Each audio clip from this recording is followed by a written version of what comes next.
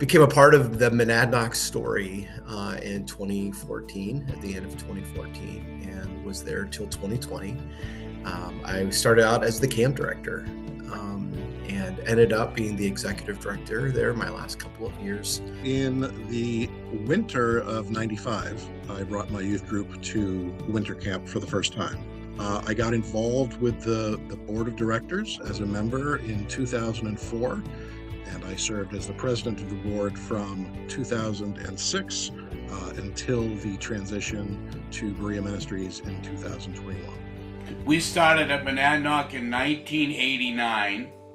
I started as an assistant program director, and then I became a program director, and then I became the assistant director.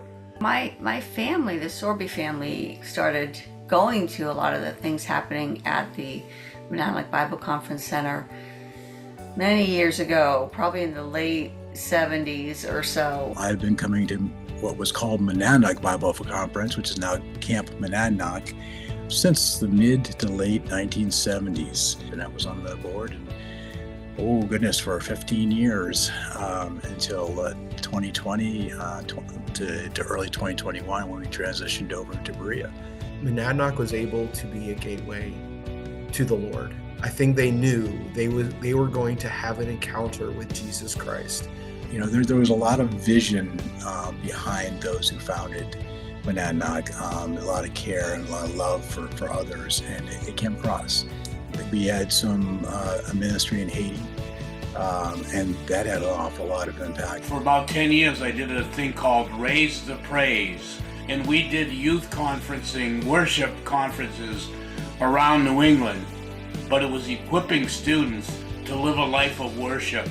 Even the people we bought the property from, the Bacon family, their provisions and kindness and care and keeping in touch with us and working together was really a special thing as well. You know, when I got there, they had a day camp.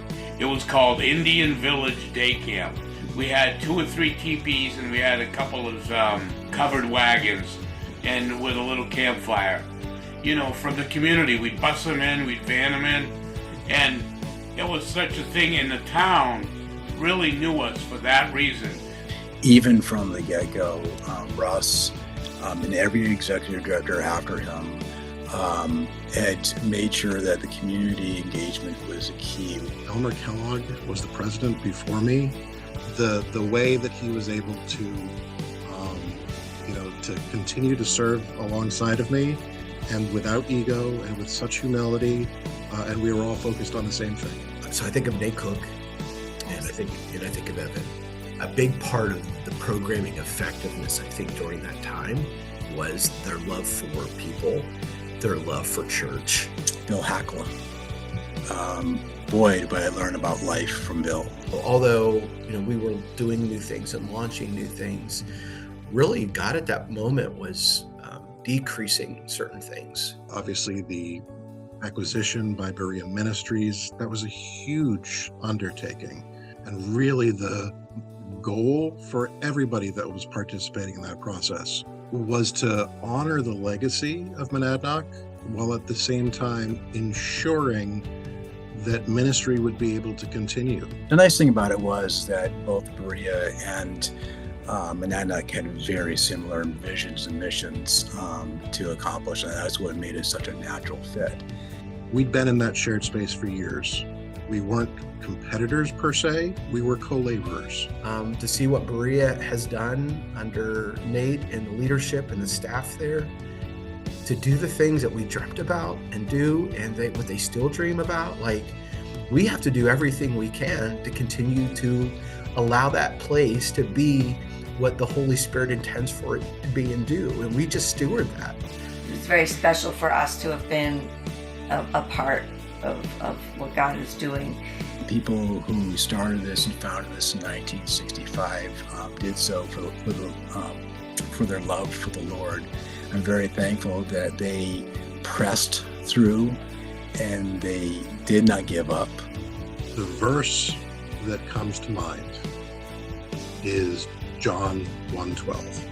But to all who did receive him, who believed in his name, he gave the right to become children of God. And I really think that that verse encapsulates so much of the ministry that I had the honor to be involved with. And so I think that's what God is doing. I think God is honoring the many of thousands of prayers and the people that love that place to keep it being a place where the New England church can continue to revitalize, experience renewal in just very powerful, tangible ways. Whether you're donating to it, whether you're volunteering at it, whether you're a guest, doesn't matter what part of it you have, you're a part of it. And that's really what Camp Monadnock is really about. You're a part of it. The love of Christ is all at the center of it.